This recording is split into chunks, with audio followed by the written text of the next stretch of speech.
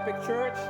Thank you so much for coming out today on this beautiful day. You should really be outside, but we're forcing you to be inside. It's amazing. If this is your first time at Epic Church, we just want to make sure that you feel welcome. You're very important to us. We've been waiting for you. We're so excited to see you. Our bathrooms are just through those doors. You go through those magical doors. There's one for men, one for women. I've heard rumors that the women's one is better than the men's one. I'm not going to confirm and be a weirdo. And then there's one that is for families as well over there. So what's going to happen today is there's going to be some singing. You're welcome to participate any way that you feel comfortable. Then we're going to have a message. It's just a little speaking time. And then there's going to be some more singing after. And during that time, you're welcome to join us for food, and you can bring your food back here, eat over there, eat in your car. We prefer you eat with us. And today's theme is amazing, right here. This is specific to Sundar. The theme is making a meal that starts with your last name. Chaka. Chocolate. Mind blown. Sorry. What? Yeah. So why would you? All right, whatever. All right. So for our family, our last name is Ruiz. So everything we brought is roasted. Huh? Yeah? Roasted pie. No, you're right. That's kind of cheating. But please, join us for food. There's lots of food. The smells are overwhelming. So it's going to happen after our worship time that we have here. And at Epic, we don't take up an offering. We just have an offering table in the back where you can give us your precious possessions. Online, credit cards, Rolexes. We even take the fake ones too. So that's right there in the back. If you have any questions, feel free to ask us. And just one thing to bring to your attention. Not this Sunday, but the Sunday after. So, not tomorrow, but tomorrow in a week, which is November 24.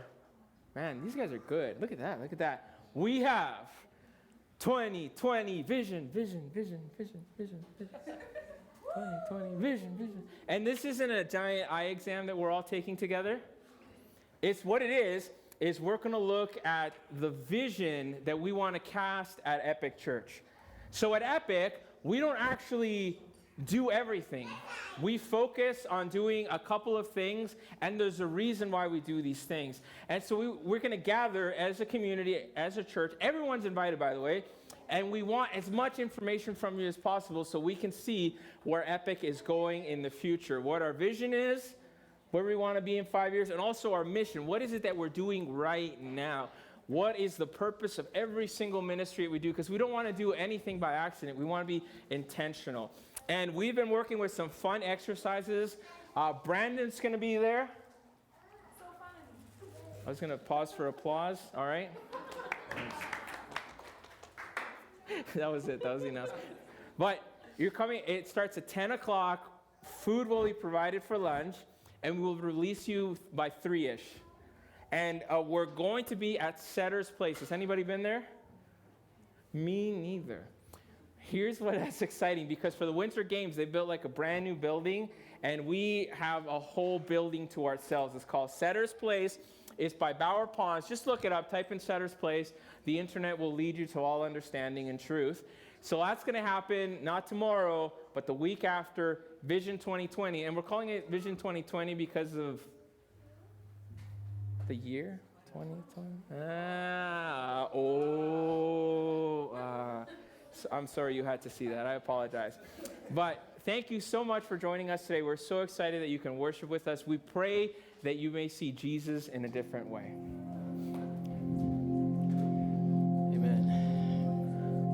I always look forward to this time of the week where we can come together, worship His name, and just fellowship together. So let's do that today. Let's worship His name. Let's stand and sing about His amazing grace.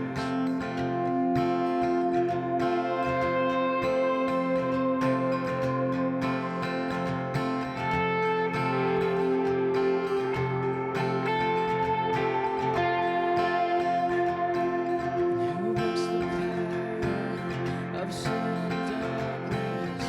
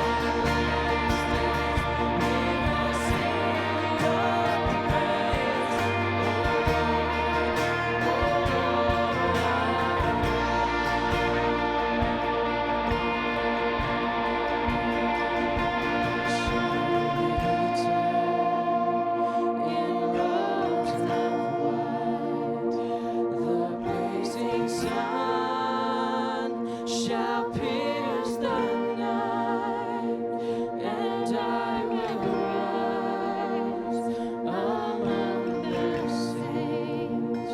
My gaze transfixed on Jesus' face. Let's sing that again. He shall return. He shall return in robes of white. The blazing sun shall pierce the night, and I will rise among the saints. And my gaze transfixed on Jesus' face. Let's sing it out.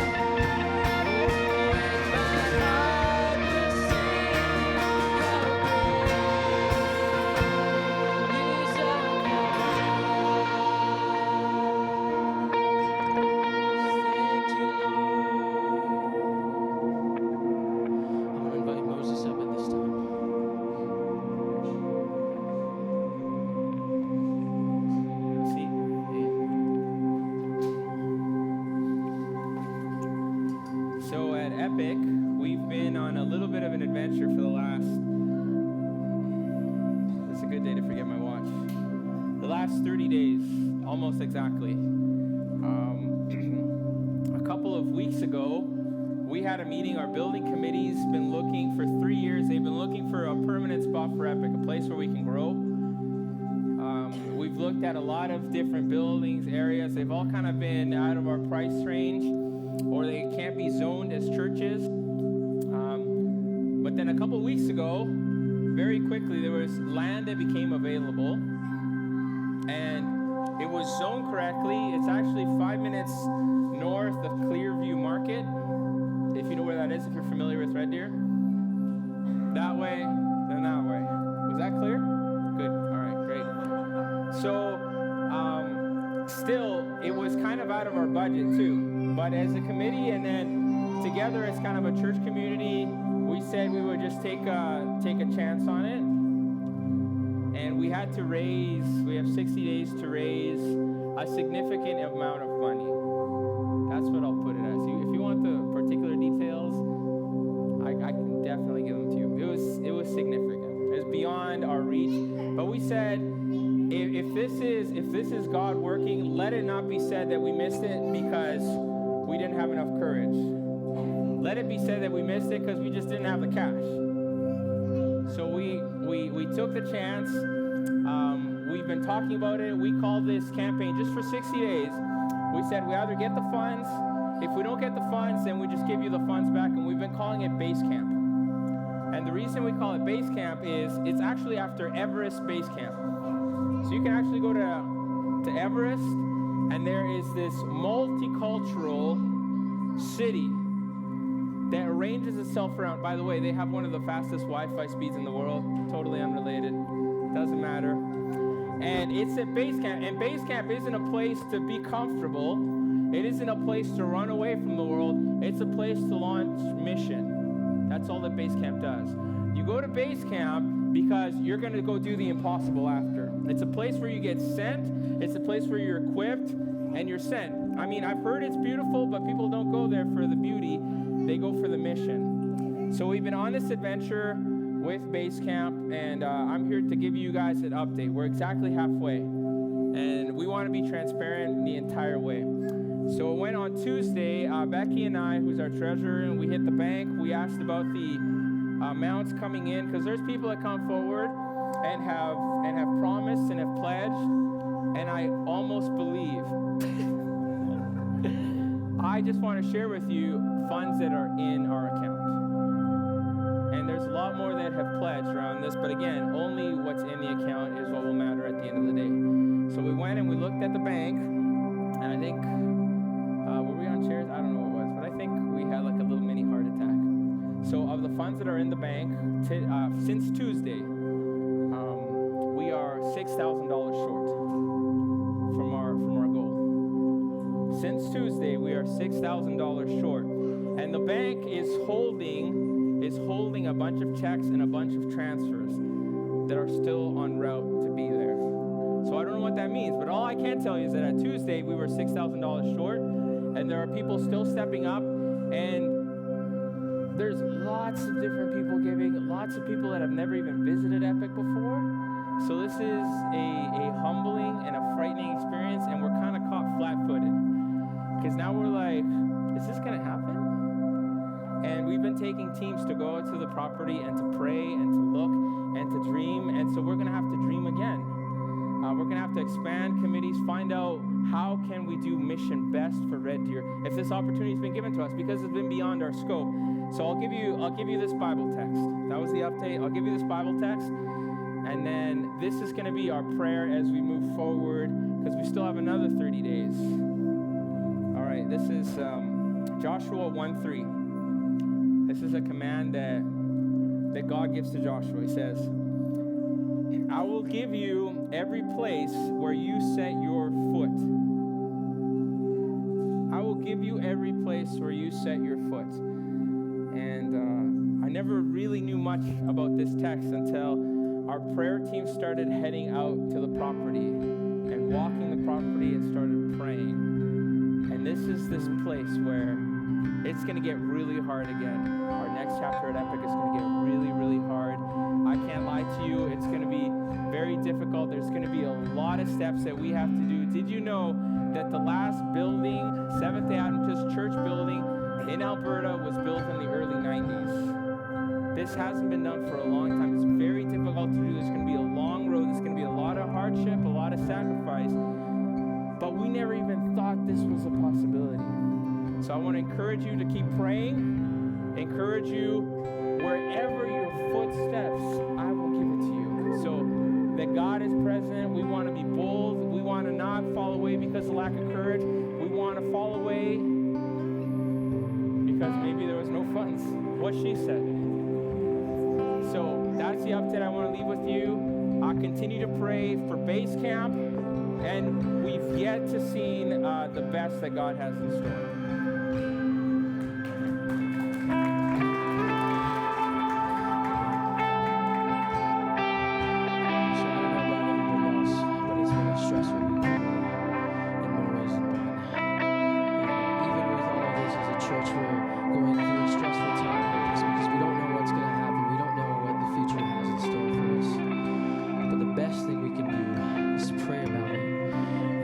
scriptures that we can sing about. So let's do that today. Let's sing his praises. Let's stand.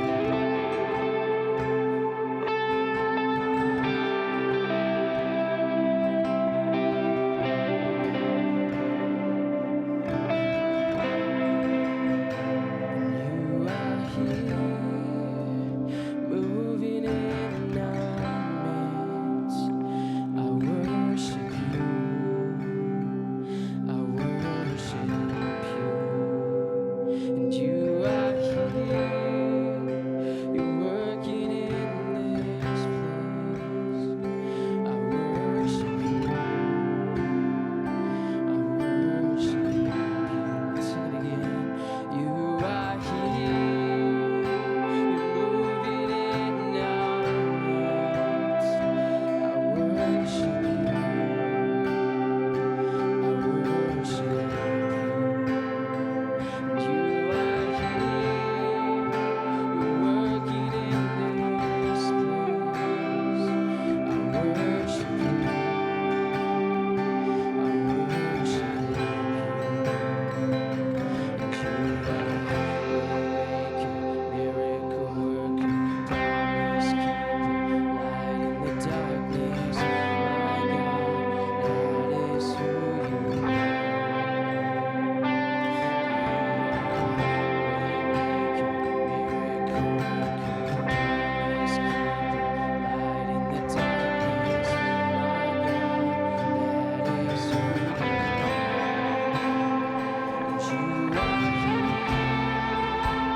touching every I worship you.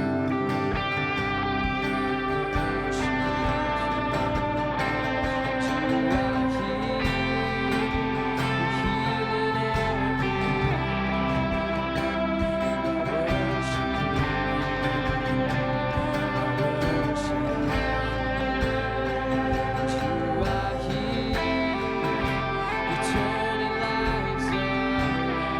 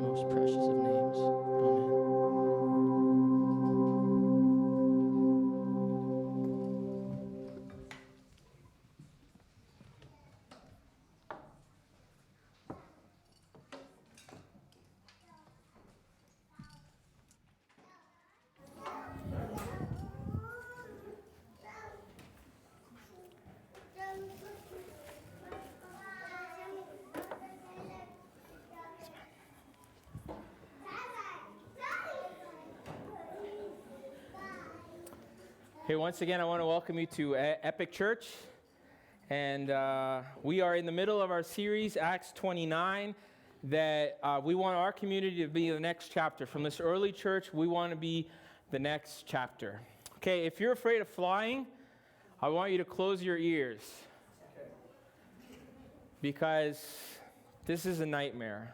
You've been warned, right? Counts? Good. All right. 1990, there was there was just a short flight from England to Spain. A very short flight, happens all the time, British Airways. The flight had been up in the air for 15 minutes. The captain, his name is Tim Lancaster. He'd come across the intercom, doing his thing. This is your captain speaking. Things are chill. Everything's fine. And then on the airplane, throughout the airplane, was heard a loud banging noise. The bang, loud bang. What happened was the windscreen or the windshield in the cockpit blew out of the airplane. At 26,000 feet, there was nothing separating the crew from the outside. Everyone else had a seatbelt on, the co-pilot, even one of the flight attendants who was in there, except for the captain. The captain had nothing on, and he was immediately sucked out of the airplane. Very dramatic. Right before his impending doom and death by falling, his foot got tangled on the yoke. That's that little steering wheel thingy. That's the technical term, right? And people froze in the cockpit as they saw this grown man being sucked out of the airplane. So in a moment, in an instant, there was one flight attendant who was strapped in the back and saw this. His name was Nigel Ogden. And when he saw that no one was moving, he knew this was an important moment. So he unbuckles, kind of holds on, and goes to the captain and grabs his belt. And as soon as he grabs the belt, the foot comes off of the yoke. And now he is the only thing holding the captain from flying out. While everyone else is still frozen, almost immediately his hands begin to freeze because they're up in the sky, and up there it's really, really cold to freeze. So the flight attendant begins to yell at the co-pilot, "Start going down, start descending." And the co-pilot's just frozen. "Start descending now." Finally, they kind of clue in and they start descending. And then they start hearing another sound. They start hearing a thud.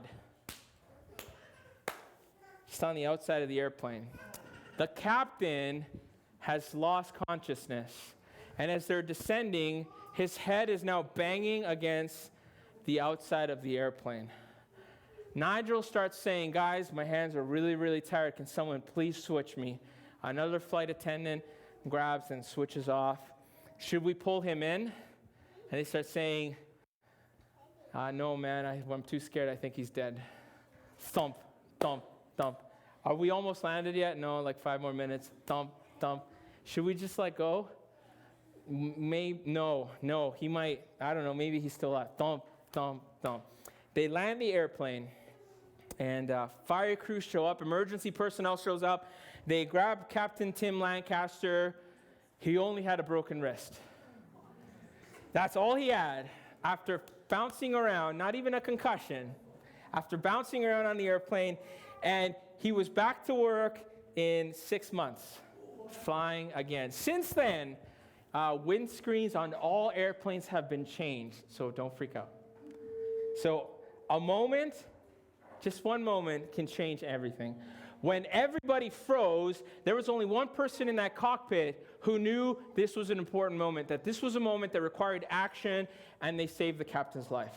Okay, that's what we're looking at today. Today, I want you to open your scriptures to Acts chapter 17. We're going to be in Acts chapter 17. If you have a Bible, if you have a phone, go to Acts chapter 17. That's what we're going to be today. We're having this conversation today because Canada is changing. I don't know if you knew that. You know, surveys go out every year to ask people about their belief systems. And Canada is consistently one of the most secular nations in the world right now. It used to be that Europe used to be the most secular nation, but now Canada is right there. So if you have a Canadian and an American, one of the most differences is their opinion of God. In Canada, there is very, very little awareness of anything that has to do with the Bible.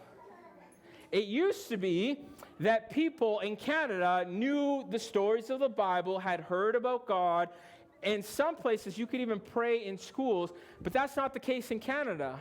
It's actually one of the most secular places that has been. In Canada today, Christianity, a worldview, a biblical worldview in Christianity, is a minority. Like a super minority. If you take 10 people, one of those people might have an awareness of God. That's it. That's reality. It's gotten to the point where one of the supreme justices in the States had to make a statement to say, basically, he had to say that a perfectly rational human being can believe in a supreme being. That actually had to be said from the Supreme Court because it's become so weird, so small, it's become so strange to believe in God that from the Supreme Court that had to be said.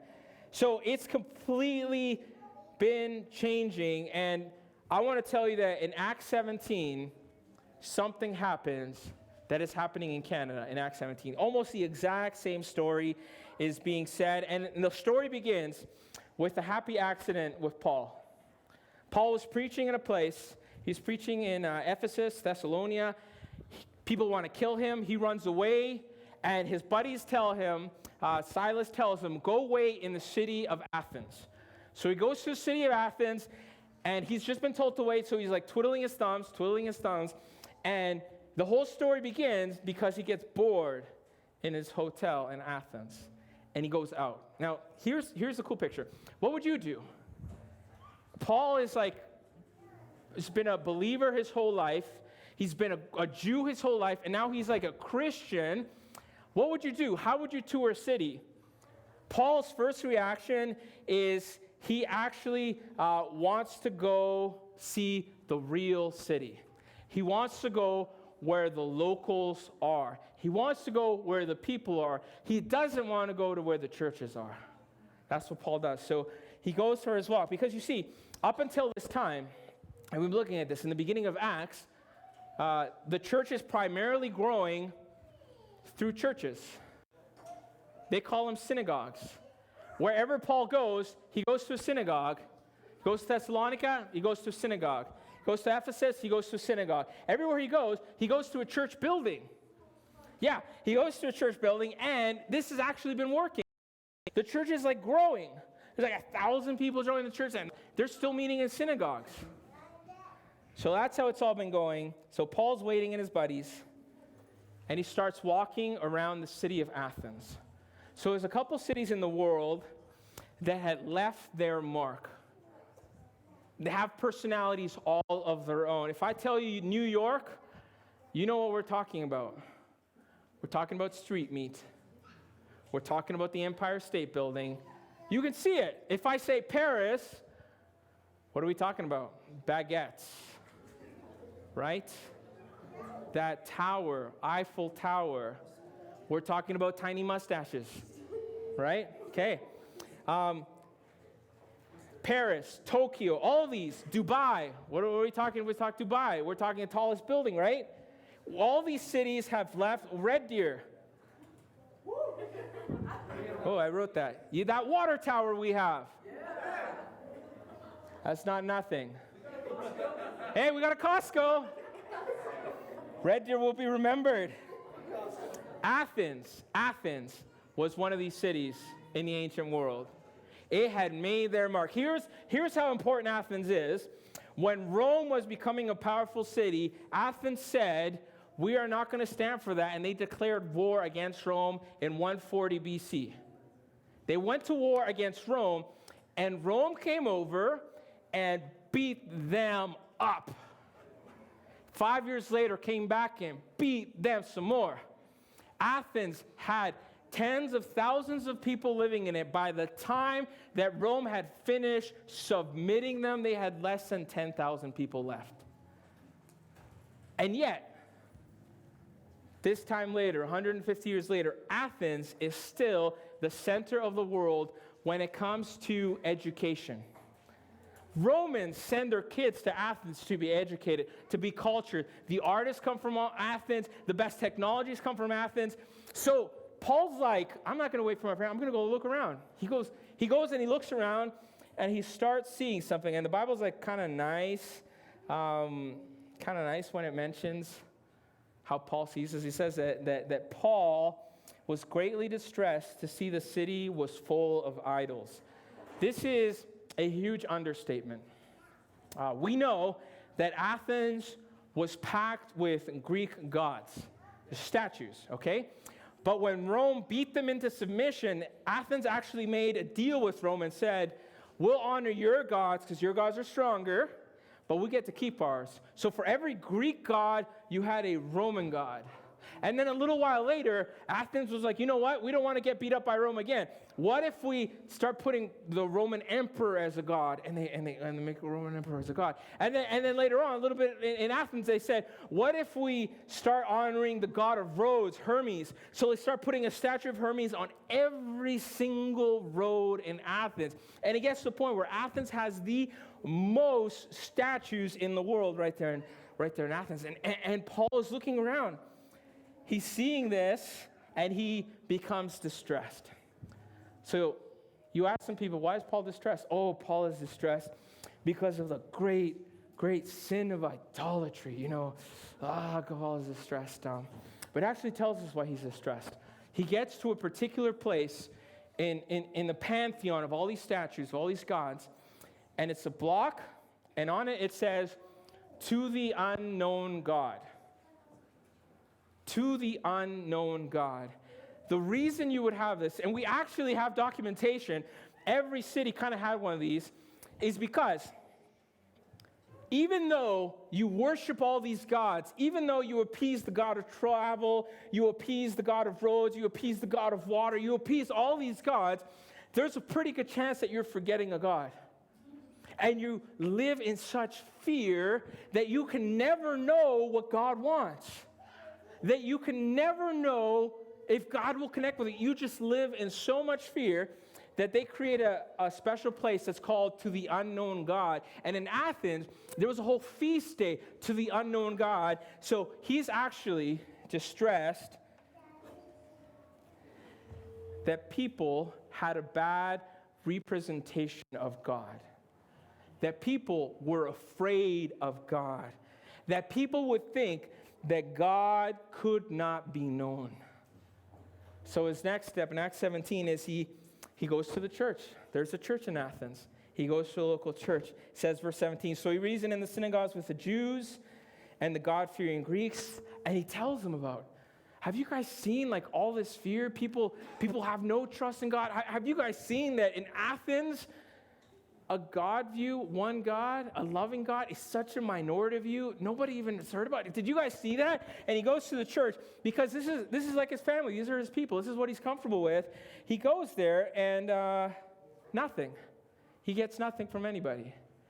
Everyone's like, this is how we've always done it. This is the old paradigm, by the way, where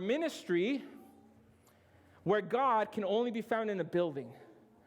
This is the old paradigm, and it doesn't. Everybody, the moment is happening and no one is seeing the danger except for Paul. So Paul leaves the church. Paul realized that this safe place, the synagogue, wasn't for everyone. That there were going to be people that no matter what this synagogue did, no matter how nice it was, no matter how good the music was in the synagogue. By the way, synagogue music is awesome. Has a lot of dancing. No matter what happened, there was going to be a whole city that would never walk in. Paul's like, I can't handle that. It dawns on him for the first time, this is a transition in Acts, that the church is not going to be in a building, the church is going to be out there. The church is where the people are. Because people will only come to a church building under one condition. This is it. People will only come to a church building, will come to this building, will go to any church you've ever seen. They only go to a church building for one reason, and it is because they acknowledge it as a place of value to them. Whether it's because it'll bring them peace, bring them love, bring them food, I don't know. But you acknowledge it as a place of value. But Paul is seeing there's an entire generation that has no concept that the church is valuable in any way. Whether from upbringing or from a friend, you've acknowledged that this is a place of value. So he leaves the church, he leaves the synagogue, and he goes to the marketplace. The word that's actually being used there is agora. So in Athens had two agoras, two huge marketplaces. One's the commercial one and one's the social one. So the commercial one, this is where all your business happened, and the commercial one in Athens has the biggest, I don't know why I need to share this with you, but I will, the biggest row of toilets in the ancient world, the Necessarium. Okay, never mind. And apparently, this is where most business deals went down. What do you think? Well, you know I'm not going to do sound effects. Just whatever, use your imaginations. So it has these agoras, and the agoras also had bathhouses where people would go and they would hang all day. They would have shops. People would go to the agora to go hang out. That was the marketplace. Nowadays, this is what a theologian says, Stott says, John Stott. He says, the equivalent of the agora will vary in different parts of the world. It could be a park, a city square, a street corner, shopping mall, marketplace, a club, a neighborhood, a bar, a cafe, a discotheque, apparently he wrote in the 70s, or a student cafeteria. The agora, the marketplace, is wherever people are, wherever people meet. And in Acts 17, Paul goes there. And when he gets to the marketplace, he just begins to hang out with people, talk to people, and then Acts 17:18 takes us to the next part of the story. It says, a group of Epicurean and Stoic philosophers began to dispute with him. So because he leaves the church and goes to the marketplace, goes to the local Starbucks, he can have a conversation with a philosopher. That would never happen the other way. And these first guys, the Epicureans, these guys are known as the first functional atheists. Epicureans. If you told anybody Epicureans, those are those guys that don't believe in God. That was actually really, really rare back then. There was no concept of not believing in God. These guys are the first functional. They believed everything was made of atoms. Guys, they just thought about it. Just like, what gets smaller and smaller? An atom. Today we have to look through microscopes like idiots. No, I'm just kidding. Back then, they just thought about it. The Epicureans, they believed everything was atoms and that everything just kind of, we all disintegrate into atoms. They were the first ones that straight up said, nothing happens after you die. So when Paul is there having these conversations, it tells us that the conversation he has is about Jesus and Jesus coming back to life in the resurrection. And they're the first ones to go, that's not true. And what I love is Paul doesn't walk away from the conversation. Paul doesn't say, you're wrong. He doesn't do that. He's going to say some really interesting things. And the next guys to stand up, the Stoics, these guys believed that all that mattered in life was to control your will, just to be a good person. And Stoicism was actually really popular there. It was really popular with soldiers because if you're good, if you do your duty, you might appease the gods. That was Stoicism. You can't have too much joy. You can't have too much sadness. You just got to be in the middle. That's what appeases the gods. And their big philosophy, Stoics believed in a cyclic, cosmic eschatology. Wow, that's a big word. They believed that the world lived in cycles. We all lived. If you were good, the second time the world is created, you will be in a better place. They are the precursors to modern-day Buddhism, Stoicism. That's what we have. So these two guys, the two main schools of Greek thought are talking to Paul. Here's what gets me. In order for Paul to speak to them, he has to be aware of their teachings. He has to be aware of what a Greek believed. He has to be aware of their culture. He has to be aware of the science of the day. You see, something's happened in like modern day Christianity. We kind of have this thing happening where it's, if you want to be a scientist, you can't actually believe in God. If you want to go to church, you actually can't be aware of culture. You can't go watch those movies. You can't go listen to that music. That's culture. Don't do that. And so what we have is Paul would never do that. Paul would say, as a follower of Jesus, it is your duty to be excellent in culture. It is your duty to be excellent in science. It is your duty to be excellent in studies. And he would say, we need more artists. We need more scientists. We need to stop dividing this thing and saying Christians can only do this, because Paul was aware of the philosophers of the day. So some of the philosophers, they're talking with Paul. One of them says, what does this babbler want to say? Others said, he seems to be a proclaimer of foreign gods because he preached to them Jesus and the resurrection. That word babbler, by the way, it was a philosopher's insult. We translated babbler, but the word there is actually for a bird that was called the babbler. And this bird would land and just steal seeds from different places. They're saying, Paul, you know a little bit of philosophy. We can see that. And you're picking it from everywhere, but you don't actually know what you're saying. And then they laughed maniacally because that kind of stuff killed back then. What is this babbler saying? And in verse 19, and they took him and brought him to the Areopagus, saying, may we know what this new doctrine of which you speak. So they bring him to a different place, the Areopagus, and they're actually invoking a common Athenian practice. If you had a new god coming in through town, you would actually bring that person to a special council called the Areopagus. And in there, they would present their foreign god, and it was like a committee that would say, okay, all right, I like what your God does. And then that committee would finance a statue, land, and assign a feast day. Because Athens had been beat up so many times by foreign armies that their new policy was, if there's a God and there's a remote chance that they're powerful, we're going to honor that God. We live in fear. So they bring him to the Areopagus. He stands there. Here's the deal. He had to leave church. Had to go to the marketplace. And in the marketplace, it's the philosophers who have to invite him to another party. Without this, these conversations aren't happening. This is what you need to know. No other Christian in the history will ever again address the Areopagus. This is the only time that it happens. And it only happens because Paul knows it's not about a building. Knows it's where people are. And then knows that there will be people, you should be aware of beliefs. You should be respectful to culture. You should know, you should honor what they know. Have a respectful conversation, and then you get invited somewhere else. The only Christian that this happens to. The Areopagus is also known as Mars Hill. He comes there, and then they say, okay, Paul, speak. And it suddenly dawns on Paul that this is his moment.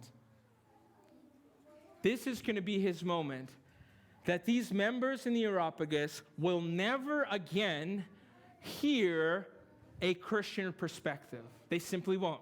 To be a member of the Areopagus, you had to have been an archon, which is a Greek way to say a mayor.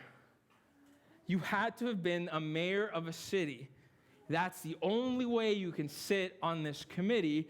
So he is the only Christian who's going to mingle with the high and powerful, the well-connected leaders of everything, the archons. What would you do? What would you say? Here's what he doesn't say. He doesn't mention Moses. That one hurt. He doesn't mention Abraham. He doesn't mention the commandments. You know that like people lose their minds over what Paul says? Because there's a lot of stuff he doesn't say. And people say, this Paul guy, he compromises the gospel. He doesn't mention sin. He doesn't mention judgment. He's like, what is he going to talk about? So this is what he starts. The main part of his message, Acts 17:27, he says this. God did this so that men would seek him and perhaps reach out for him and find him, though he is not far from each one of us. For in him we live and move and have our being. As some of your own poets have said, we are his offspring. What is he saying? He goes right to the heart of the need of Athens. You guys are so religious. You guys are so spiritual, but you're living out of fear that you might not know what a God wants. I want you to know, he skips all this other stuff, by the way, probably important, right? He skips it all and he goes to the heart of the matter and he says, did you know that God is near to you? That you're not the one that has to work hard to find what he wants. He is working hard to be near to you, and he can be found. Can you imagine the bombshell that these archons hear for the first time? God can be near, can be found. That's what he says. And then just in case I haven't made my point strongly enough, then Paul quotes one of their own poets. For in him we live and move and have our being. Did you know that poem is actually from a song, an invocation to Zeus? Biggest god. There's a special song that you would sing to start a service to Zeus. Paul knows that song, and Paul's like, I don't care where it's coming from. I'm going to use this. And he quotes it right at them. This is we might be missing this part. In order for Paul to do that, Paul would have had to go to like a library, go to the section on, Zeus invocations, forbidden for a Jew, by the way. And he would have to say, what's important here to people? Zeus is important. Well, I'm going to go find out. And he's going to grab a song about Zeus and then memorize it. Memorize it and keep it. Never knowing if he's going to have this conversation. Memorizing it because it honors the culture. That's it. And then here in his moment, he quotes it to them. And he doesn't just pick any song. He picks a song that was written by Epimenides and Aratus, a friend of Zeno, the founder of the Stoics. He quotes their own philosophy. He quotes their most popular song and uses it to tell them that God is near. That would almost never fly today in Christian worlds. That would almost never fly. But this guy knows that things have to change or we are no longer communicating with our community. So, this is what people say. There's a verse that ends this whole story. People say, this verse tells us that Paul's approach was a complete failure. Because we just went through the verses, we just said that the church was growing in the thousands, 2,000, 3,000 in one day, and then it has this verse. And this verse is going to say something completely different than that. Here it is, the last verse there, verse 34. And it says, after speaking to the archons, okay, verse 34, a few men became followers of Paul and believed. Among them was Dionysius, a member of the Areopagus, also a woman named Damaris, and a number of others. That's going to be the lowest turnout that Paul's ever going to have. Out of any of the sermons, any of the encounters that he has, that's going to be the lowest turnout. And people will come and say, you see, that's what happens when you don't talk about all the commandments and all this other stuff, but Luke is trying to make the point. This is the guy who writes this story. He's trying to say the point that for some for some communities, it's going to be a long-term commitment. It's going to be a slow commitment. And guys, this is where Canada is. It's going to be, are we committed to Red Deer? Are we committed to honoring this community, to honoring the culture, to honoring the arts, honoring what has happened? Are we committed to the long game? And what's going to happen is it's going to be slower. But check this out. That person, Dionysius, he's named after the Greek god of drunkenness and debauchery. Back then, you were named according to your personality, and when you became an archon, you actually chose the name that described you.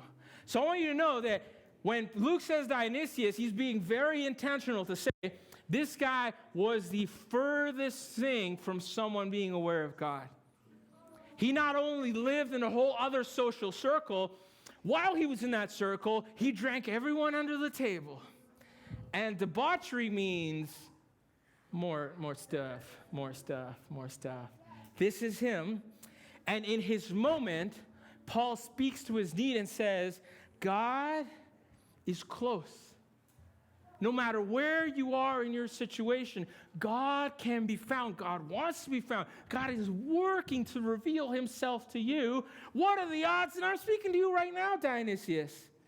Dionysius puts the bottle down and he listens and he follows. He takes a huge risk. And this elite group, a couple of them join Paul, and it is the win. This is what happens. Paul had to. He breaks the mold. He has to know that it's not about the building. It's living in your community, where the people are, going to the marketplace, going to the coffee shops, going to the mall, actually going where people are, going to sporting events, going to, actually just embedded in your community. That's where he goes. And then it's being excellent at what he does.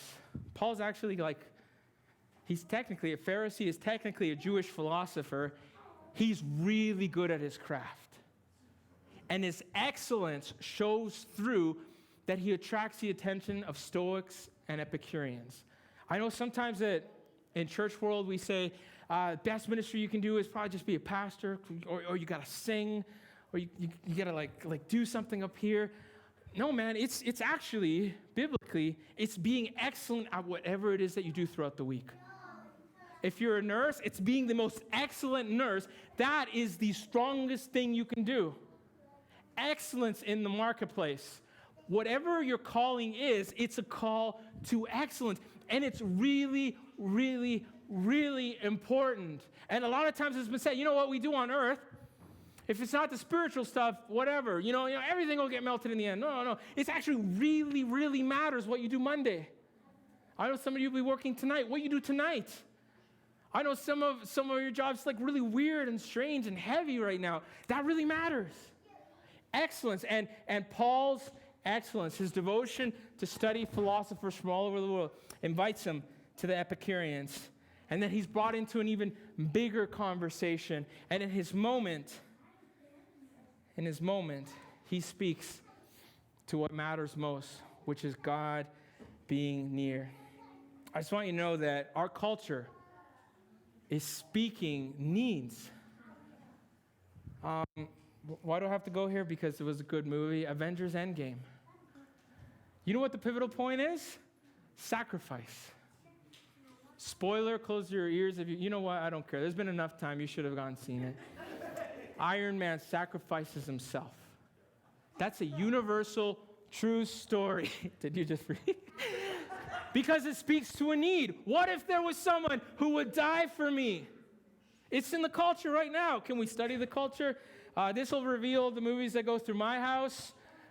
Toy Story 4. Forky. Forky believes he is garbage.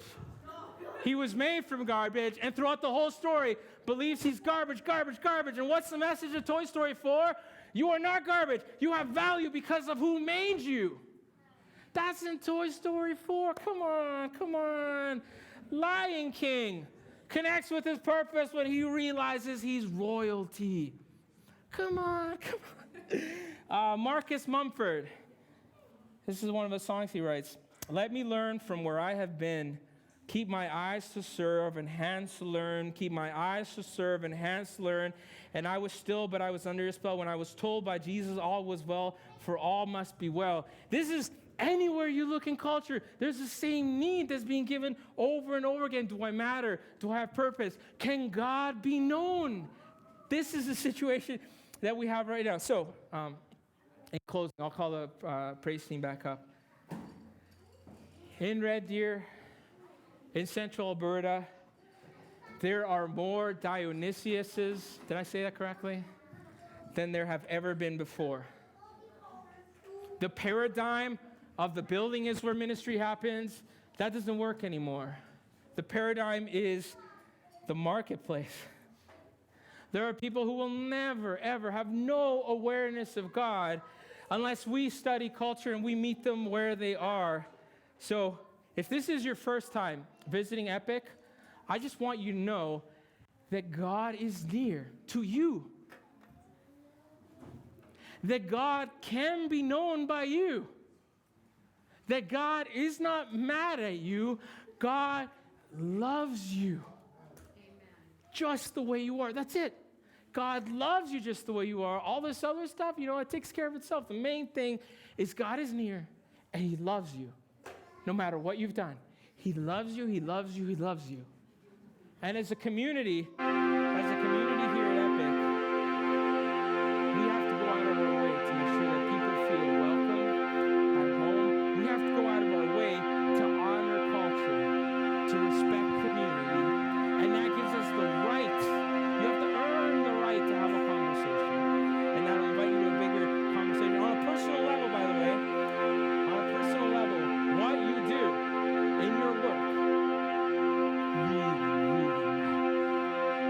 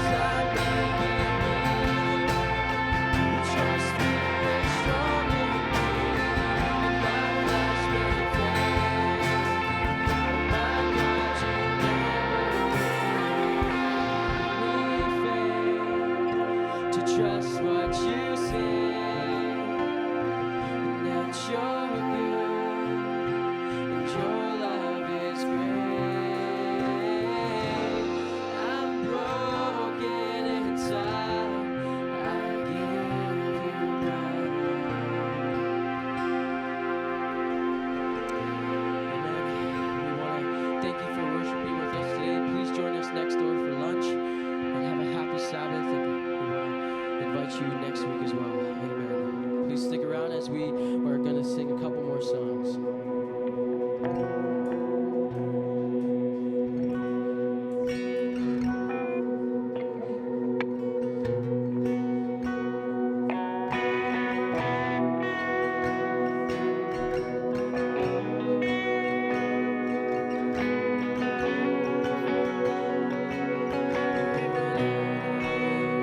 Never forget the moment I met you, the moment you